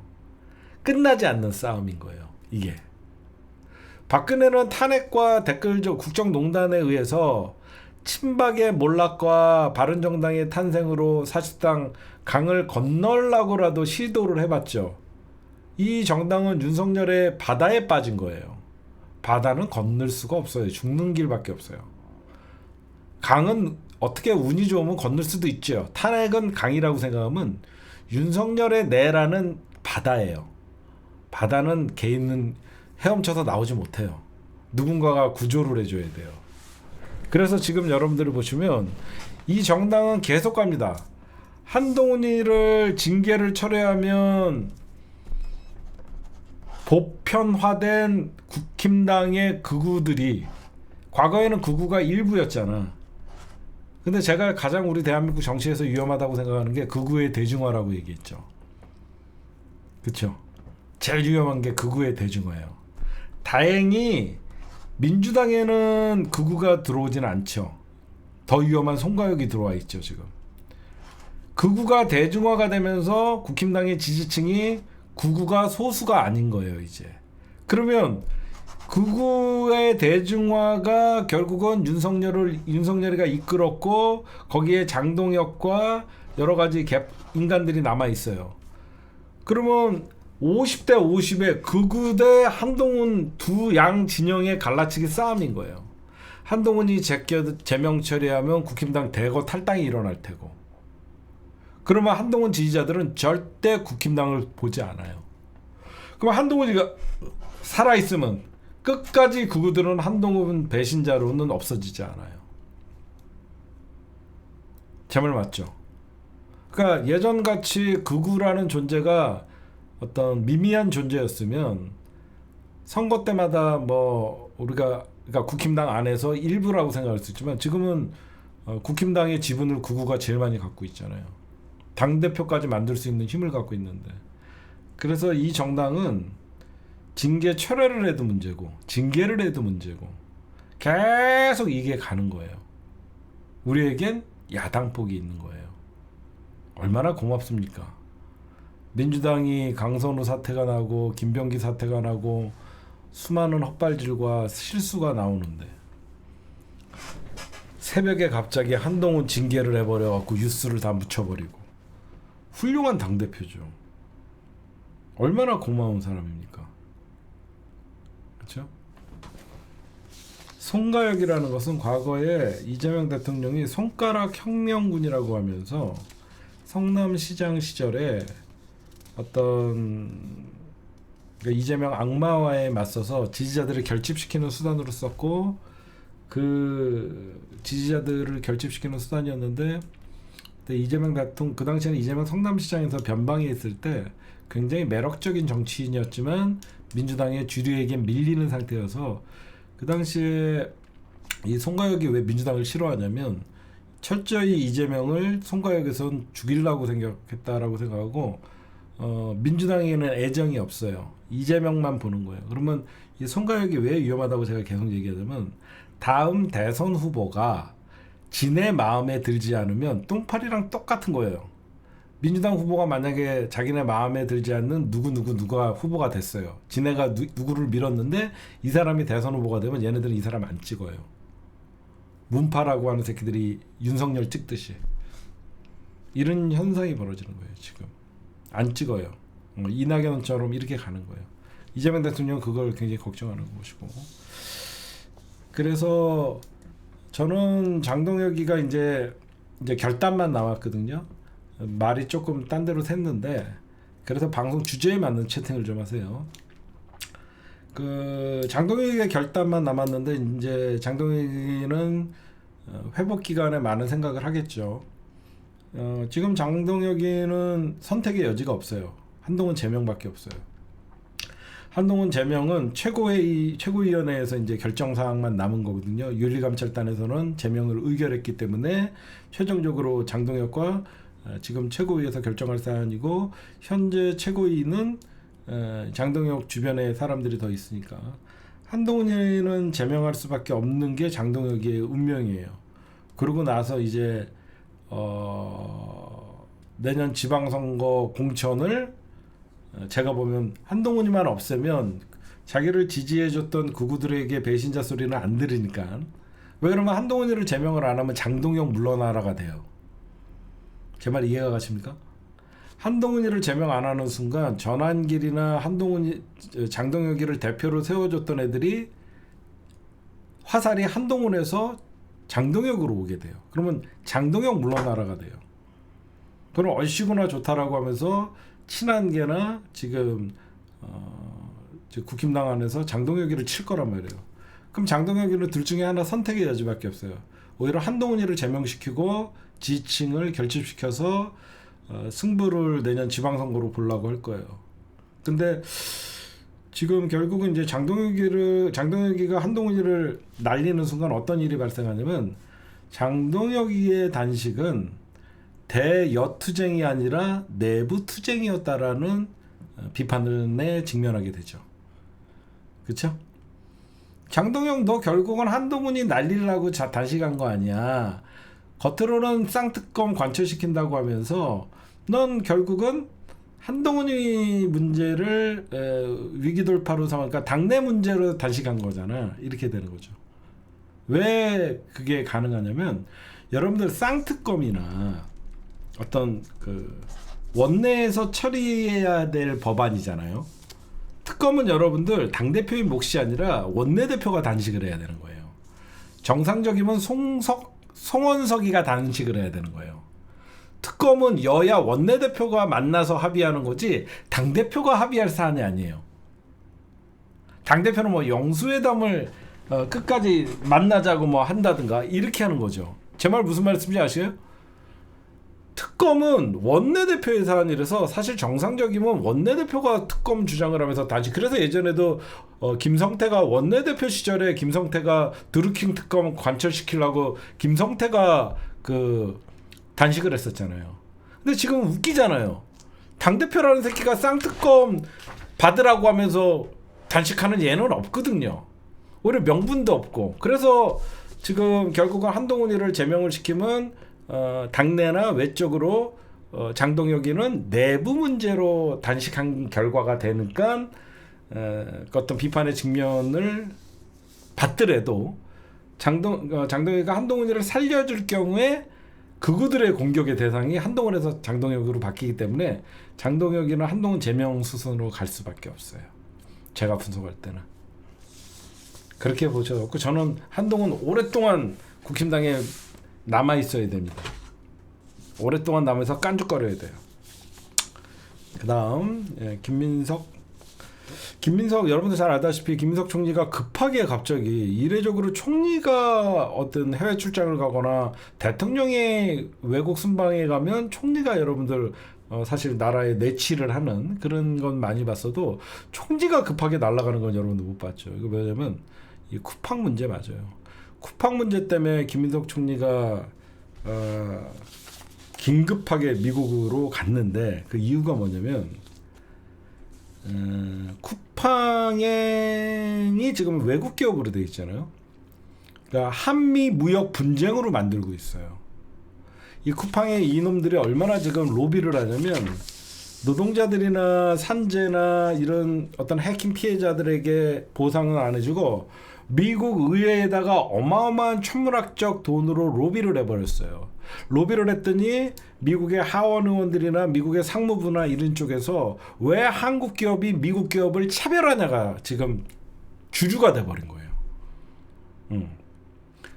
지금 미국 기업들이 왜 대한민국과 미국은 한미 FTA에 따라서 어떤 한미 FTA나 무역법 301조에 따라서 국제 투자 분쟁 이런 것들이 일으킬 수 있는 문제를 하면 안 된다라고 막 주장하는 거예요.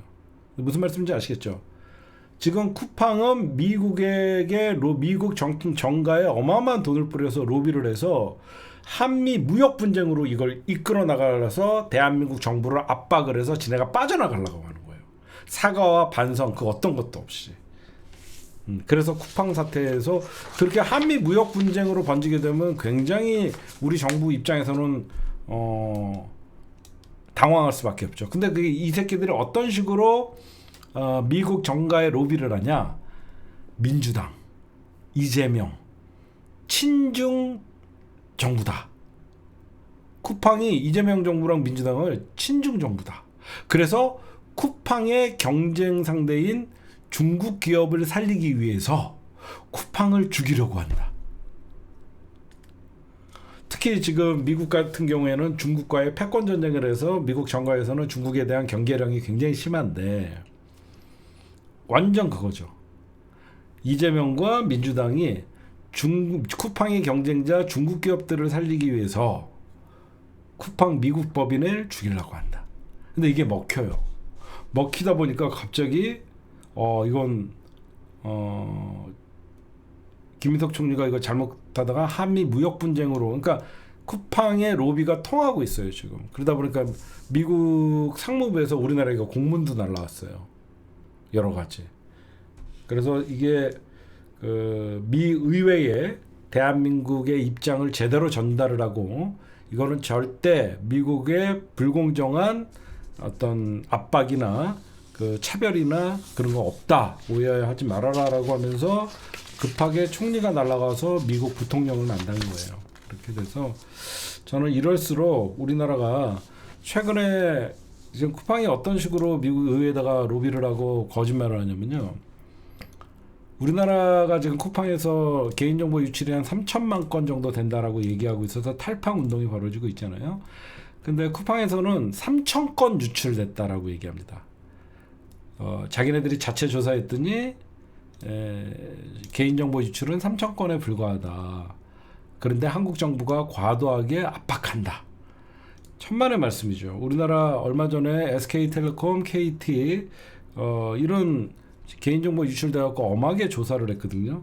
얘네들은 지금 국내의 어떤 사법 조사도 안 하고 국회에 출석도 안 하는 국내 사법 절차를 깡그리 무시하면서 그 어떤 보상도 하지 않고 지금 미국에다가 어마어마한 천문학적 돈으로 로비를 하고 있어요. 응? 지금 이것들이 어떤 짓거리를 했냐면요.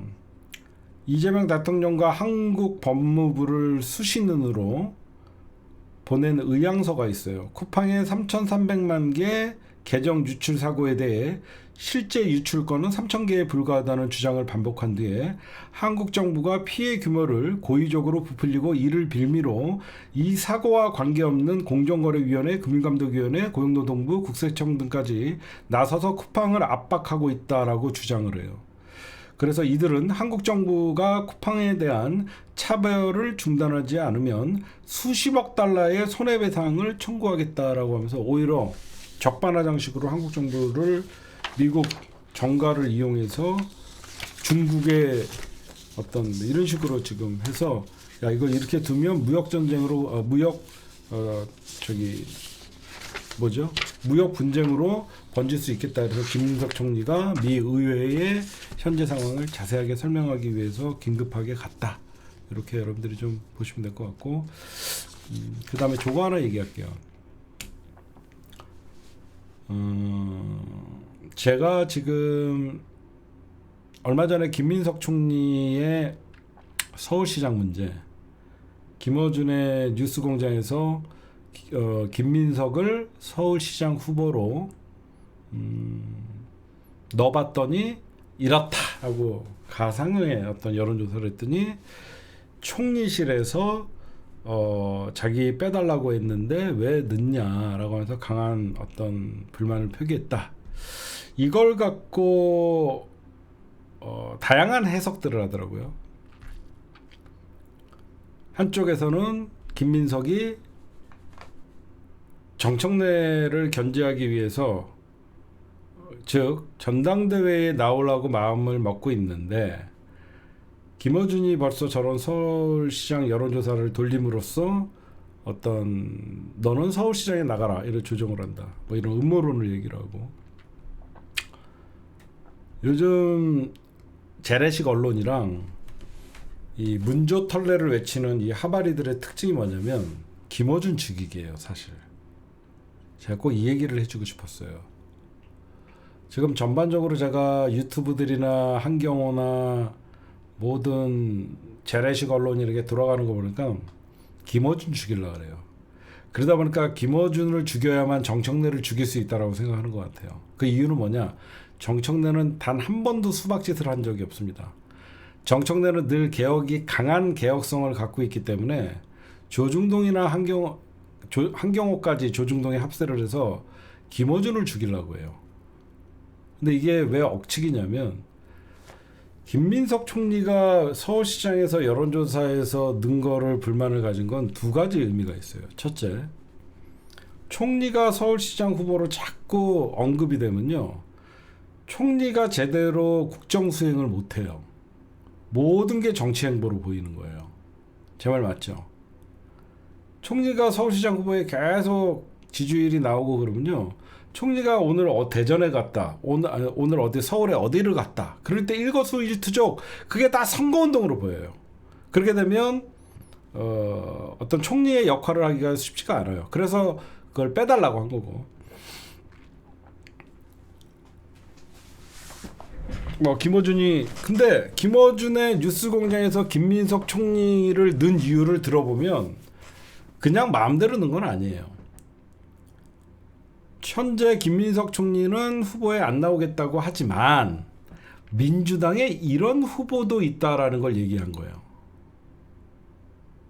그게 무슨 말이냐면 솔직하게 저는 평생 서울에서 살았는데 서울시장 후보가 고만고만해요. 지금 우리 민주당 지지자들은 정원호 이러는데 서울시민 50% 이상이 정원호를 몰라요. 제가 현실을 좀 알려줄게요. 진짜 제가 현실을 좀 알려줄게요. 제가 평생 어렸을 때부터 서울에 살았는데 정원호 아는 사람 없습니다. 민주당의 정치에 관심 있는 사람들이나 정원호를 알죠. 정원호 몰라요. 진짜로. 이거 서울 사람들은 다 알아요. 그럼 뭐냐? 민주당 안에서나 지금 고만고만한 것들이, 그러니까 저도 예전부터 민주당엔 거물이 떨어져야 된다라고 계속 얘기를 하거든요. 서울 선거가 만만하지가 않아요. 제가 저번에도 여러분들 얘기했죠. 강남 3구에 200만이 살아요. 강남 3구에 200만이 살아요. 거기서 70% 국힘당이 가져가요. 70%를. 200만 표 중에 70%면 140만 표를 가져가요. 그럼 민주당 가져가야 60만 표예요. 80만 표 지고 들어가는 선거예요, 여러분들. 근데 민주당이 서울 전역에서 2만 표, 3만 표, 2만 표, 3만 표 끌고 모아야지 겨우 이기는 선거예요. 서울 선거가 여러분들 쉽지가 않아요. 제발 맞죠? 지금 점점점 그러니까 강남은 집값이 올라갈수록요 젊은 층들이 강남에 진출이 힘든 거예요. 왜 강남이 점점점 그 국힘당 지지세가 높냐면요. 집값이 천정부지로 올라다 보니까 젊은 사람들이 거기 안에서 살 수 있는 공간이 없어요. 다 고령화되는 거예요. 고령화되다 보니까 그쪽은 점점 국힘당 지지세가 올라가는 거예요. 그러니까 과거에는 6대 4였어요. 지금 7대 3, 심한 데는 8대 2까지 나와요. 그렇죠? 김민석을 빼달라고 하는 이유주 제가 말씀드렸잖아요. 김민석 입장에서는 자기가 정치 행보하는데 굉장히 싫으니까 좀 빼달라 그랬는데 그건 김민석 총리의 입장이니까 충분히 이해가 가죠. 뭐든지 하면 거기 정치 행보라고 비판받을 수 있으니까 빼달라고 하는 건 총리 입장에서는 당연히 할 수 있는 거고, 김민석을 김어준이 여조에 넣은 거는 딴 이유, 그러니까 그냥 문득 넣은 게 아니에요. 지금은 정원호, 박주민 이런 사람들이 지금 서울시장 후보로 나온다고 하는데, 그러나 민주당에는 김민석이라는 후보도 있다. 그건 무슨 말이냐? 지방선거 직전까지 여론조사를 돌려봤는데 오세훈이나 이쪽에게 민주당 후보가 질 경우에는 전략적으로 나올 수 있는 카드가 있다고 얘기해 준 거예요. 김민석을 꼭 여론조사에 넣어갖고 돌려갖고 국민들은 김민석이 나오기를 바란다가 아니라 민주당에는 이런 카드도 있다라는 걸 한번 보여준 거라고. 그러니까 그렇죠. 저쪽은 니들이 뭐 정원호를 상대로 타겟을 잡고 집중 공격을 하면 정원호 날아가면 김민석 나온다. 그러니까 네거티브 선거를 못하게 하는 방지하는 역할이 있는 거예요. 제 말 이해하세요? 정원호로 못 박아버리면 저쪽은 정원호에 대해서 모든 사격을 실시를 해요. 근데 니들이 정원호를 날렸을 경우에는 김민석이 니들 나올 수도 있어? 라고 하면 쟤네들은 무슨 생각을 하냐면 차라리 정원호가 김민석보다는 정원호가 상대하기 쉽다라고 하면 정원호에 대해서 네거티브나 그렇게 심한 공격을 못 쏟아내는 거예요. 선거라는 게 그래요. 이놈이 너무 세! 그러면 얘를 떨어뜨려야 되려면 어떻게든지 계략과 모략을 해서라도 이 후보를 날려요. 근데 이 후보가 만만해. 데리고 가는 거예요. 무슨 말인지 아시겠어요? 선거 그렇게 하는 거예요. 나랑 경쟁 붙을 후보가 만만하면 안 죽여요. 살려놔요. 민주당도 이번에 좋은 후보가 나왔습니다라고 하면서 치켜 세워요. 근데 민주당 후보가 얘가 너무 세. 그럼 얘를 날리려고 무슨 온갖, 우리가 옛날에 오세훈이가 세니까 어떻게 해요? 오세훈이 날리는데 집중을 하잖아요. 근데 우린 나경원이 나오지 말라는 소리 안 하잖아요. 왜 그래요? 만만하니까. 제 말이 이해 가세요? 나경원이는 만만하니까 우리가 서울시장 나오지 말라는 소리 안 하잖아요. 이런 거를 적어도 정치 분석하는 사람들은 단순히 김민석이 빼달라 그랬는데 김민석을 왜 돌렸어? 그래서 총리실이 항의했잖아. 그렇게 하면서 결국은 너 김어준 너 정청래랑 친하기 때문에 김민석이가 당대표 나오는 게 부담스러워서 네가 교통정리하려고. 그건 음모론이고. 안 그래요? 김민석 총리는 경공에 안 나갔나? 나갔지. 여러분들 알다시피 김민석 총리랑 제가 어떤 사이예요? 김민석 총리 민주당 못 들어올 때 김민석 총리 철새라는 소리 들으면서 내가 개 쌍욕 먹으면서 민주당에 입당시켜갖고 결국 검찰개혁 촛불 집회하면서 무대에 세우고 국회의원 다시 빼치다는데 제가 일정 도움은 드렸잖아요. 그래서 김민석 총리도 저한테 의리를 지켰고 중간에 검찰개혁 얘기 안 하는 바람에 제가 김민석 지금의 총리와 사이가 좀 소원해진 적도 있고. 응? 제가 그걸 왜 모르겠어요. 응? 그러니까 이 모든 게 여론조사 잠깐 이름 한번 올렸다고 늑달같이 달려들어서 김민석 왜 빼달라 하는데 넣냐. 아니 여태까지 그러면 과거에 어디 나간다는 후보들 빼달라고 할 때 니들이 맘대로 빼주던 끝까지 집어넣지? 응? 언제부터 그렇게 언론이 말을 잘 들었어? 응? 언제 예전에 누가 그랬죠? 누가 계속 자기 대선 후보에서 빼달라고 하는데 끝까지 유시민 대선 후보에서 빼달라고 수없이 얘기해도 끝까지 유시민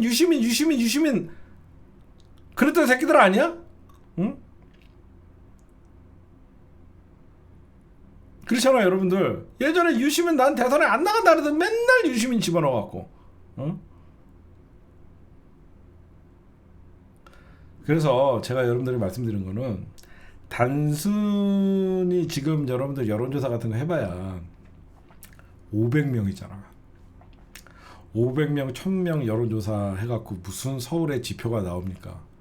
그 중에서 강남에 표본이 좀 덜 들어가고 민주당 강세인 지역에서 전화 많이 받으면 여론조사 세게 나오고. 저는 정원호 후보가 잘못됐다거나 정원호 후보가 경쟁력이 없다라는 게 아니에요. 현재까지 평생을 서울에 산 제가 보면 민주당의 후보가 두각을 나타내진 못해요. 우리끼리 정원호지 여러분들 서울 시민들 정원호가 누군지 몰라요 진짜. 여러분들 지난번 총선에서 제가 총선 분석하는 거 깜짝 놀랐죠. 민주당에서 세 곳은 진다. 안규령, 이지은, 유삼영. 남들 다 이긴다 그럴 때 안규령, 유삼영, 이지은 진다 그랬잖아요. 제가 특히 안규령은 진다고 그랬잖아요. 거기는 도봉구에서 민주당이 아주 강세 지역이에요. 응? 안규령 같은 경우에는 질 수 없는 지역구예요. 근데 진다고 제가 얘기했잖아요. 왜 그랬냐? 맞아요. 서울 시민들은요 자기 지역에 누가 나오는지를 굉장히 중요시해요. 초짜 같은 사람들이 나와가거나 후보로 나온다고 생각하면요 무시당했다고 생각해요. 물론 정원호 후보가 시간도 있고 띄우면 돼요. 띄우면 되는데 지금 본격적으로 어떻게 띄울 것인가, 과연 다들 도울 것인가, 그런 것들이 좀 있어야 돼요.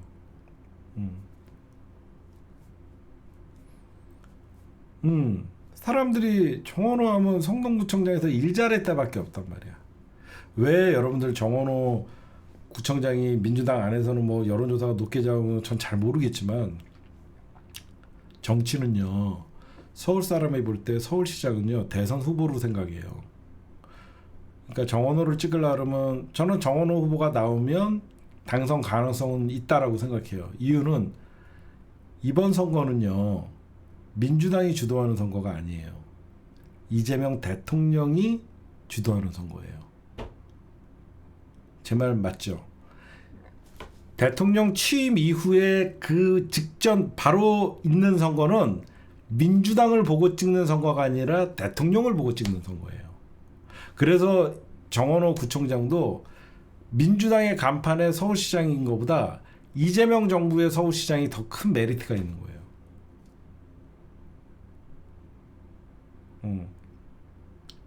그래서 결국은 이재명 대통령이 정원호 그 구청장을 언급을 해주니까 독보적으로 치고 나가잖아요. 그거 왜 뭐예요? 지금은 대통령의 시간이에요. 대통령의 힘이 제일 세기 때문에 지금은 민주당 지지율보다 대통령의 지지율이 10% 이상 많이 나오기 때문에 이번 선거는 이재명 대통령을 간판으로 하는 선거인 거예요. 무슨 말씀인지 아시겠죠? 2028년도 선거는 이재명 정부 4년차 선거에서 정당을 보고 하는 총선이 되는 것이고, 지방선거는 이재명 대통령을 보면서 하는, 그러니까 이재명 대통령의 간판을 걸고 하는 선거예요. 왜 그러면 지난번 그 총선에서 국힘당이 대패를 했냐? 윤석열이를 지우고 싶은데 윤석열이가 전국을 다니면서 간담회를 하면서 지 얼굴을 걸고 선거를 하고 싶었던 거예요. 그래서 대패한 거예요. 지난번 국힘당은 김건희랑 윤석열이가 안 보였으면 좋겠다는 식으로, 그러니까 김건희, 윤석열을 안 보이는 채 국힘당으로 선거를 치르고 싶었는데 윤석열이라는 간판을 걸고 선거를 치르니까 깨지는 거예요. 그러니까 이번 선거는 여러분들 왜 제가 민주당과 조국혁신당이 합당을 해야 되고 왜 파이가 점점점 커져야 되냐면, 이번 선거는 이재명 대통령 얼굴 걸고 하는 선거라서 민주당이 불리하지가 않아요.